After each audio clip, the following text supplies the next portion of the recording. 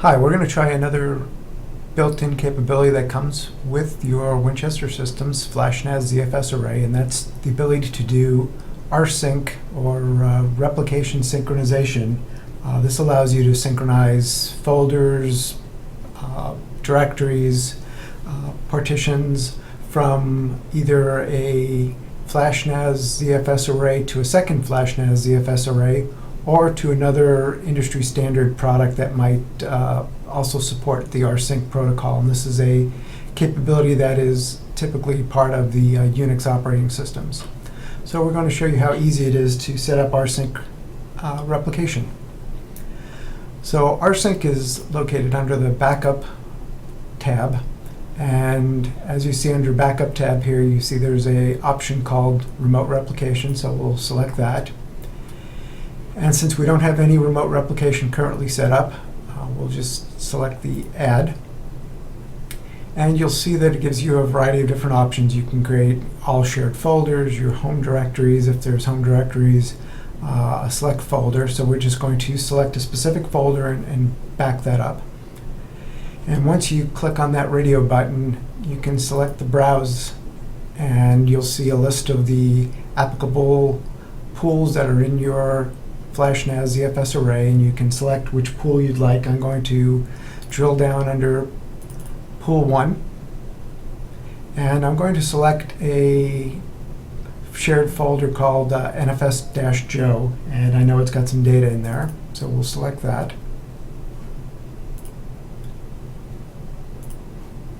And just click OK.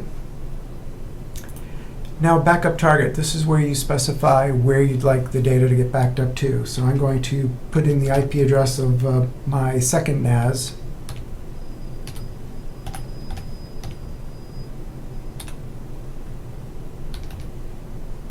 And I'm just choosing one of the IP addresses. I'm going with one of my 10 gig IP interfaces. Username, I'm going to plug in a username that is on that second target array.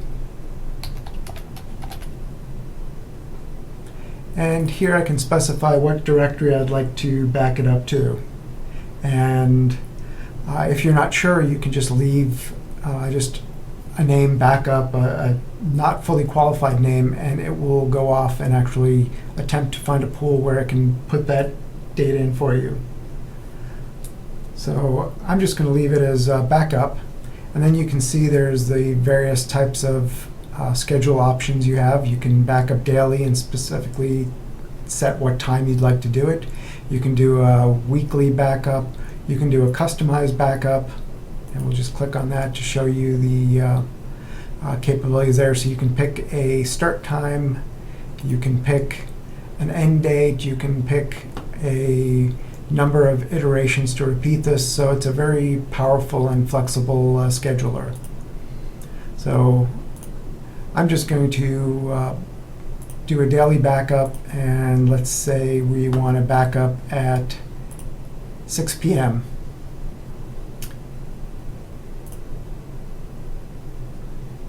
So we just click OK, and it's going to go off and actually set up a replication task. So you'll see here's our remote replication task.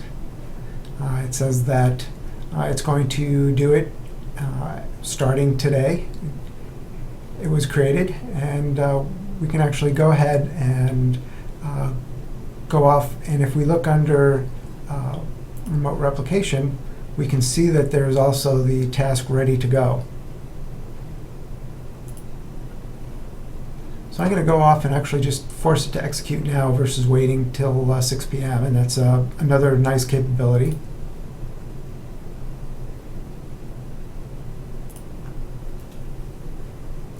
So you'll see that after I clicked execute, it goes into a replicating status, and what this indicates is that it's actually copying data over to your secondary array.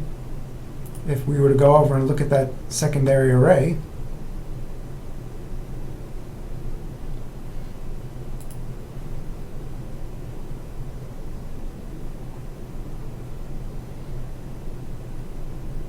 so you'll see that it pool 1, and here's the backup.